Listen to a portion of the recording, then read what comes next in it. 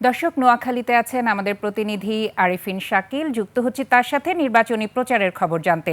শাকিল, নোয়াখালীতে কেমন দেখছেন নির্বাচনের শেষ সময়ের প্রচারণা?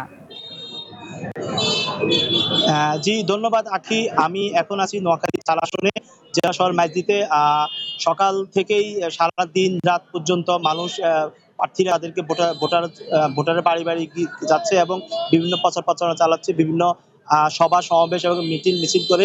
আমরা আজকে দেখতে পেয়েছি যে আমাদের নোয়াখালী ৪ আসনে কেন্দ্রীয় ছাত্র দলের সাধারণ সম্পাদক নাসিরউদ্দিন নাসির তিনি এসেছেন নির্বাচনী প্রচারণা করতে, এবং বিভিন্ন ভোটারদেরকে উনি একটু আগে জনসভা করেছেন এবং বিভিন্ন প্রতিশ্রুতি দিয়েছেন। তার প্রমাণে বার্তা এনে নোয়াখালী পৌঁছে দিয়েছেন। আমরা সরাসরি যুক্ত হবো, আসলে কি বার্তা তিনি নোয়াখালী মানুষের মাঝে পৌঁছে দিয়েছেন।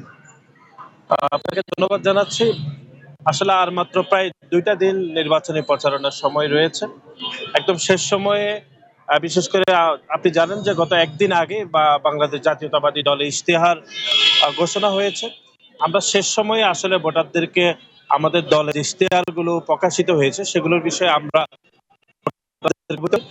এবং ভবিষ্যতে রাষ্ট্র কিভাবে পরিচালিত হবে, সে রাষ্ট্রের ধরন কিরকম হবে, সেগুলো আমাদের দল কি ভাবছে সেগুলোর বিষয়ে আমরা জনগণকে অবহিত করেছি। এবং এর বাইরে আমাদের দলের চেয়ারম্যান জনাব তারেক রহমান বিভিন্ন সমাবেশে যে বক্তব্যগুলো দিচ্ছে সেগুলো নিয়ে বিভিন্ন প্রোপাগান্ডা করছে এখানকার রাজনৈতিক দলগুলো, বিশেষ করে জামাত ইসলাম।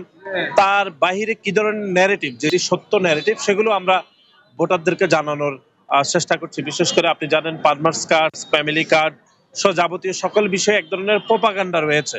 সেগুলো আমরা ভোটারদেরকে একদম ধরে ধরে তাদেরকে নিশ্চিত করছি যে আমাদের দল যদি ইনশাল্লাহ ভোটের মাধ্যমে রাষ্ট্র ক্ষমতায় যায়, তাহলে ইনশাল্লাহ এগুলো সবগুলো নিশ্চিত করা হবে। এর বাইরে আপনি জানেন নোয়াখালী শুধু নয়, বৃহত্তর নোয়াখালী বিএনপি অধ্যুষিত একটি যা এখানে 13টি সংসদীয় আসন রয়েছে। আমরা প্রায় এটি জানি যে বিএনপি অধ্যুষিত হলো এখানে এবার এক ধরনের মোটামুটি প্রতিদ্বন্দ্বিতা হবে বলে অনেকে মনে করছেন। তারপর আমরা একদম আশাবাদী যে এখানে 13টি আসন আসলে বাংলাদেশ জাতীয়তাবাদী দল বিএনপি দানের শীষের পক্ষে থাকবে, এবং সেজন্য আমরা কাজ করছি, আমাদের জেলা বিএনপি গুলো কাজ করছে।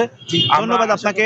আপনি যে বলছেন যে ওনারা আসলে প্রথম থেকেই শেষ পর্যন্ত প্রচারণার মাধ্যমে মানুষকে আকৃষ্ট করছে, ভোটারদের আকৃষ্ট করছে, এবং নোয়াখালীর প্রত্যেকটি আসনই বিএনপিকে জয় করার জন্য ওনারা কাজ করছেন।